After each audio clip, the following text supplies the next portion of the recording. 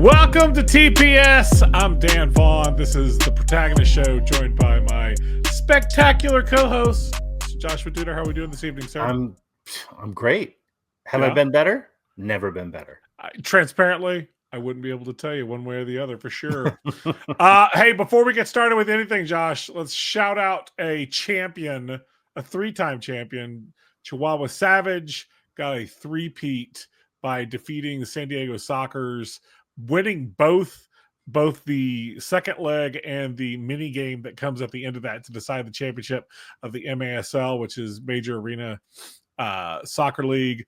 The biggest and probably most prestigious indoor soccer league in the United States. And boy, Chihuahua get it done. They're absolute savages when it comes to MASL, and won a championship last weekend. So at least we can do is at least mention it, you know? Absolutely. Well played, sir, by the way. I love a good pun. Oh, it's wordplay. Wordplay is genius. Dan, I know you effectively cover the USL Super League on Protagonist's very own Super Show, but I thought we could get into it for a second here because the season is winding down with just 5 match days left. Well, the W League is set to kick off in a week. Can you take us through the 3 results from last week and what they mean? Sure. So I can walk you through these. Dallas Trinity 1, Fort Lauderdale 1. This is a battle between the number 3 and number 4, number 2, number 4 people in the standings in the USL Super League. And this draw is not good for either of them. Fort Lauderdale needs to build some points underneath them to get free of the 5th and 6th place clubs that are hard charging going into the playoffs. Dallas Trinity just needs to hold on to that top spot, hopefully get a home field match playing in the Cotton Bowl in Dallas. Brooklyn FC 1, Lexington SC 1. Lexington is the worst team in the league, and I say that with some sadness in my heart. I wish they were better, but they are not. They've had a very, very rough season. The fact that Brooklyn got a draw here when they absolutely needed a win is just more indications that Brooklyn is in free fall right now. Fired their coach, and that still hasn't helped things. They are going the opposite direction headed to the playoffs. It's frustrating to watch because they were at times this season the best of this league, and for whatever reason, just stale, don't have any creativity, no ideas, and just can't seem to get 3 points. This team still hasn't won in the second half of the season. Their last win, December 14th of 2024, was the last time Brooklyn got 3 points in a match. That's not good. No, absolutely not. And that leads us to Carolina 3, Spokane Zephyr 0. This one makes me sad because I picked this match. I'm a big fan of Spokane Zephyr, love what they're doing, and they have this build going on where potentially they could sneak into that last playoff spot. Carolina, though, is nailing down the top spot in the league and looks every bit ready to really push for a first Super League title, and this match was no exception. Another big thing about both these matches that we have Allie Thornton for Dallas and Mia Corbin for Carolina set, both scoring goals, both going into double digits, and both co-leading the Golden Boot race. And we've been waiting for someone to break that 9 to 10 gap, which they were struggling. It would have been a couple of weeks without anyone scoring. This week we got two of our 3 that were sitting in the top spot for Golden Boot, and both of them scored. So we'll see how that ends, but it's really exciting levels to play. Lots of fun stuff happening in the league. We cover the Super League in depth. It's a fun league right now. I love it, and I love the show. Shout out to John and Danielle. Always. Well, we're talking Super League. Let's talk about the new league sponsorship news, what it means for professional soccer, not just for women, Dan, but overall in this country. Other sports websites have said this is a push for relevance. I'm not sure I like those words, Dan. Tell us the details and how you think this impacts soccer. It's so weird to me when another website or any website says something like that.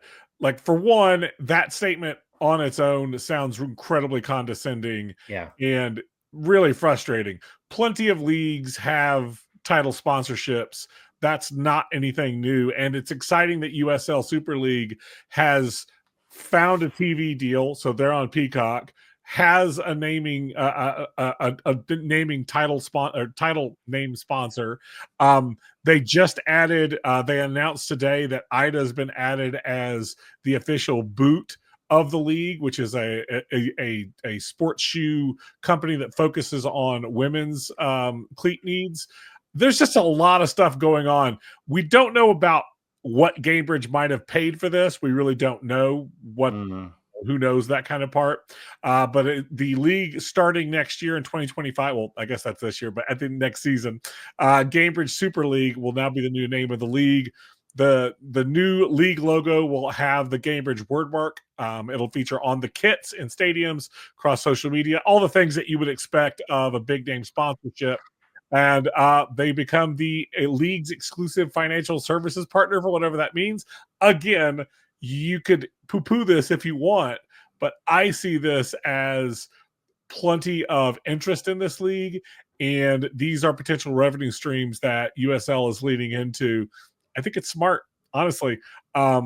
It's the first ever title sponsorship of a professional soccer league in the United States.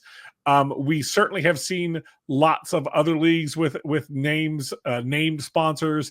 I could think of what's the Premier League sponsor? I think Barclays is still the Premier League. Yeah, there we go. I don't know why I blanked on that. But yeah, Barclays sponsor the Premier League. I think this is really common in other countries, other parts of the world. I think in France, League One is like the McDonald's league. So I mean, if you want to be condescending about where you get your money from, the cheeseburger league. I think that the most important thing for the USL Super League is, one, don't listen to the haters, and two, continue to push forward. And if that means a push for relevance, say less. Let's go ahead and push for relevance. I think this is about pushing to create a stable foundation for this league as it moves forward. There's a lot of exciting aspects of this league. We know that we have at least one club, Sporting Jacks, coming in next season. Potentially there could be more. We don't know yet, but I think that if you're in Tampa, you're in charge of this league. These are the kind of moves that you want from a professional D1 league. And I anyone talking crap about this to me is just like, I kind of wonder, what's the problem? Is it because it's a women's league? Is it because it's a challenger to the status quo of the NWSL? I think there are people that fall on those two sides of the argument. They may be buddies in this particular fight, but it is certainly something that I've seen on social media, and to me, it just lacks a level of either understanding or an ability to accept creativity and a push for something different. There's a very strong desire among NWSL fans to protect the league because they have worked hard to gain the foothold that they have, which I can totally respect and appreciate that. But that doesn't mean you crap on another league for doing creative things, doing interesting things that the NWSL is not doing. I think we've already seen some positive push created by USL Super League doing things that NWSL wasn't, and suddenly NWSL is open to these ideas. That's interesting, right? That shows that potentially there could be more changes coming to the soccer landscape in the United States, and being a game changer is part of pushing the game forward. Dan, let's chat up USLW League. This kicks off on Saturday, May 3rd. When Friends of Protagonist Stockton Cargo host our other good friends out west, the Oakland Soul. Could there be a better matchup to kick off this season? I know we have a big season preview dropping next week, but what games are you looking forward to? I think you can't beat NorCal. All the California leagues, the divisions in this USLW league are so exciting and so jam-packed, full of talent. But if we're looking in other parts of the country for some ideas of matches that to me stand out, AFC Ann Arbor hosting Detroit City FC 517. That's Banger. just in 3 weeks from now.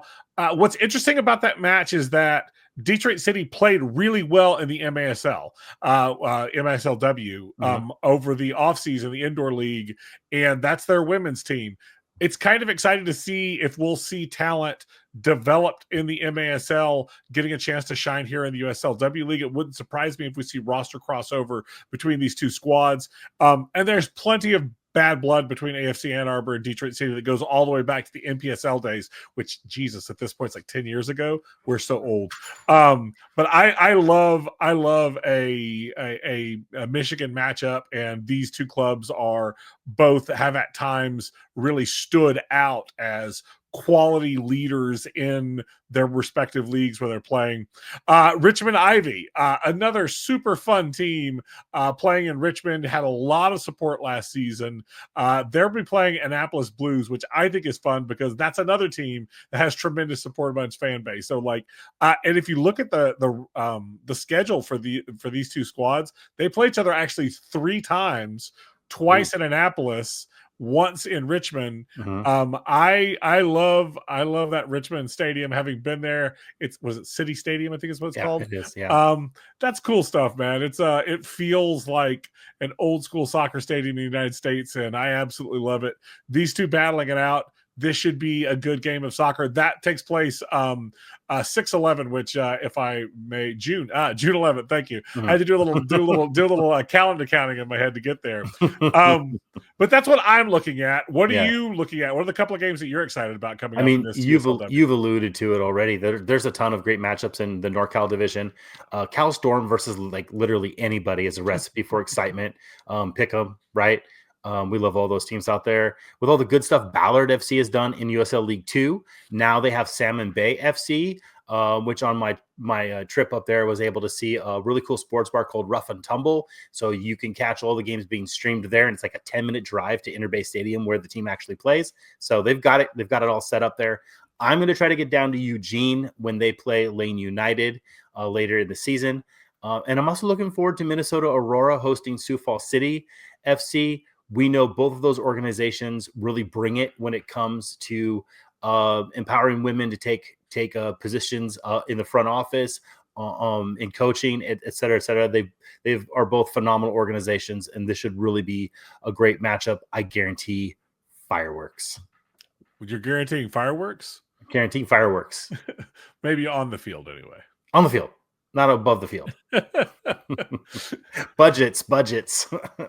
Yeah, it's exciting to see this league kick off again, especially with the interesting dynamic of what the USL Super League has done to keep the USL's name in your mouth, right? Like, it's in this off season where their amateur league shut down. The USL Super League has been rolling full steam ahead, and that's interesting, right? If you're a fan of women's soccer, this is an opportunity to sort of become a year-round fan as compared to maybe a 3 or 4 month season that's, in the spring. So I think that's kind of interesting what we see out of the USLW League, and a lot of those rosters of the Super League contain players that have cut their teeth in the USLW League or some of the other pre-professional leagues across the United States. If it's the UWS, WPSL, there's and even the regionals, the big regional leagues all have women's components that sort of allow these players to get a chance to shine. I'm excited about it. I think the USLW League should look really good this year, and I still think we're going to get a NorCal winner, but we'll see. As we head out of one USL league, let's talk a little bit about this weekend for USL Championship and USL League One. The USL Cup, or also called by this title sponsor, the Jägermeister Cup, kicks off.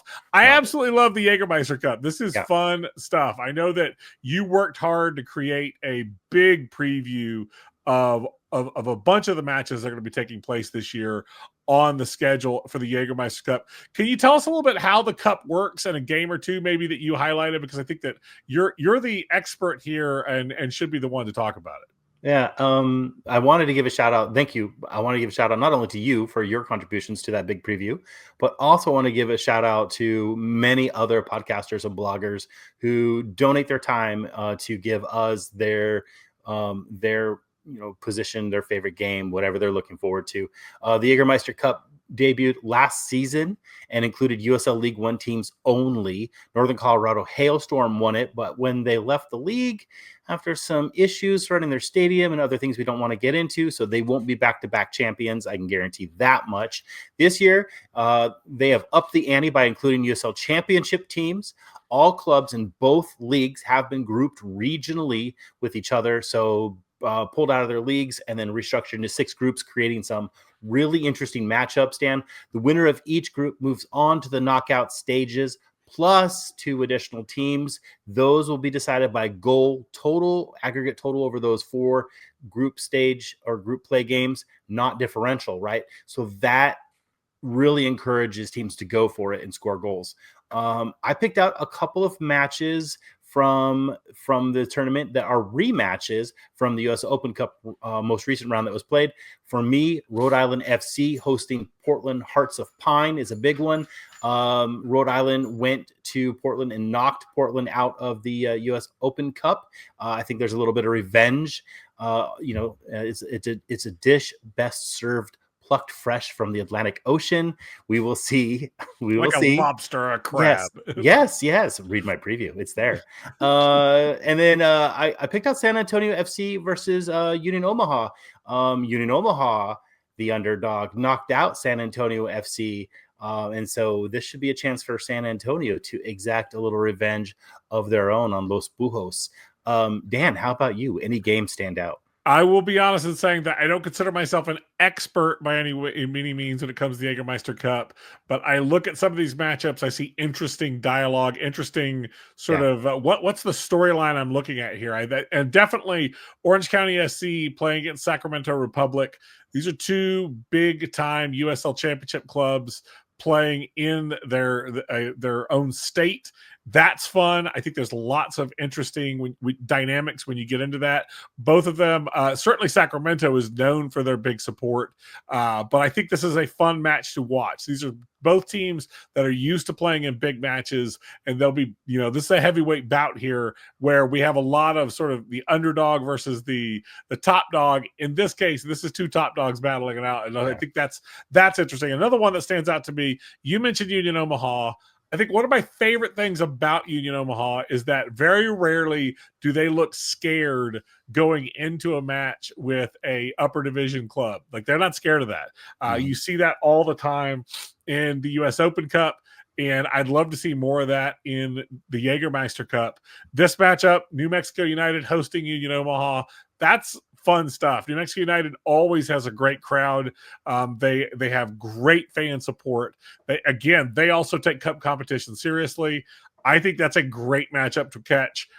Again, I think Union Omaha is just one of those clubs that just, doesn't matter what the name of the league is on their jersey. They have no problems going into a match and taking on bigger club, better funded club. They're not scared. They're going to go in and try to get a knockout. And I think anytime Union Omaha is on the list, I'm a fan. Yeah, hard agree. Yeah. Well, we did both pick them, so obviously we were thinking it's right there. Well, Josh, we've talked a bit about matches that we're looking forward to. Why don't we just do a couple more match previews for this weekend? I mean, we've definitely haven't had enough of that on this episode. Well, let me get into mine, and it's a Super League pick, as you might have expected. Super League matchup: Carolina Ascent versus Fort Lauderdale. This is a 1 versus 4 in the current standings right now. And at this point, most of the teams are down to just 4 matches. I think there's a couple with 5 that are left to play for the season. And so all the jockeying that's going on, if it's which playoff position or if it's actually getting into the playoffs, is all going on. And Carolina has just looked like a champion already. They're on a buzzsaw tour. I think they've won 6 in a row right now. Going into this match, they are, in fact, I think they've won those matches by a combined 16-0. They are winning, and what's cool is in the second half of the season, they added to their already very stout defense. They added like an offensive angle and approach that has really jazzed up their standings, and because of that, they have hard charged up from falling all the way, I think, as low as 5th, charged all the way back to the top of the standings. Now have a very well, I'd say a slightly comfortable lead, 7 points with 4 matches to play. I think this is going to be a good matchup. Fort Lauderdale needs to get a win here. They would probably be happy with a draw because they could split points. But boy, 3 points would go a long way for either of these teams looking to lock up their playoff role. Absolutely, Dan. That's off. We'll talk about it, I'm sure. Dan, I've been staring, trying to figure this out. How do I get this on camera? I know how you'll get it. Here, yeah. There you go, buddy. There you go. New York is blank. New York International. Thank you so much to New York International. I'm reaching into the New York Cosmo League, and New York International FC are second in the Division 1 table, even on points with the leaders. They visit bottom of the table, Manhattan Celtic 2, at Randall's Island on Saturday. 3 points could be enough to get them into first place if their rivals at the top fail to score or earn points. Josh, I'm off stage. You're doing the display. Why don't you tell me what you're wearing today? I've got this brand new Ford Madison shirt. Thank you so much to the Club Ford Madison for shipping this to me. It's fantastic. It's their brand new shirt for this year, made by Hummel, and it's got like vulcanized rubberized details and an actual patch that's not sublimated. So it's a beautiful shirt. It's definitely comfortable to wear. I love it. It looks great on you, sir. Allow me to do my own display. This is from Asheville City. This is actually last year's shirt. And what's great about this shirt, it's on sale right now. Cost me, I think, total of $40, and that included shipping. That is an absolute steal. And for an old man like me that's constantly complaining about the expensive kits, I saw this, my eyes lit up. I heard like a holy sound of the heavens opening. And then I thought, am I in a time machine? Have I gone back to 2017 where kits were only $35 or $40? Where am I? Absolutely wonderful. Asheville City. I did pay for this. Thankful for it. But support your local club. And absolutely. When you see a kit on sale, I'm just saying, who's going to know? Josh Duder, you ready to go off topic? Yes, sir. Are you ready? You know what? You're going to go first, sir, all because you're fantastic. Do it to it. CONCACAF Champions Cup. The CONCACAF Champions Cup is down to 4 clubs, 2 from MLS and 2 from Liga MX. Well, we haven't typically talked about first division soccer. This tournament is going to become much more important to the clubs that we do cover. With USL's announcement of a first division and access to that through ProRel, CONCACAF and US Soccer will have to decide a pathway to this cup for those teams. This access may also be a game changer for MLS Next Pro independent teams who play a higher value on that opportunity. Yeah. You know what, Dan? I'll tell you what, I got tongue-tied because my dog is about to bark. My kids are about to burst in the door. I love it, Josh. Don't you sweat it, buddy. We're buddies. You're allowed to do that. Let me get into my own, sir. I am ready to go. I better restart that timer. Tonight, the NFL draft is happening actually as we record this on a Thursday night, and it'll happen over the next couple of days. I am so thankful that the USL Super League announced that they would not have a draft. And then the NWSL followed suit by also not having a draft. Can we also now get MLS to stop the draft? I hate the draft. It's unfair to players. It limits their movement. It ties people's hands about where they're going to play soccer. I don't think it's fair. It's anti-democratic in my book. That's what I'm saying. Man, you got that timer down right. You know what? I think I was born for this. It was your idea, but I'm pretty good at it. Joshua Duder, that's it for this episode of TPS. You feeling good about your work today, sir? Oh, other than fumbling the bag on my countdown there, but we're good to go, brother. We're going to survive, sir. There'll be another one next week. You'll get another shot. That's it for this episode of TPS. Enjoy. We're gone.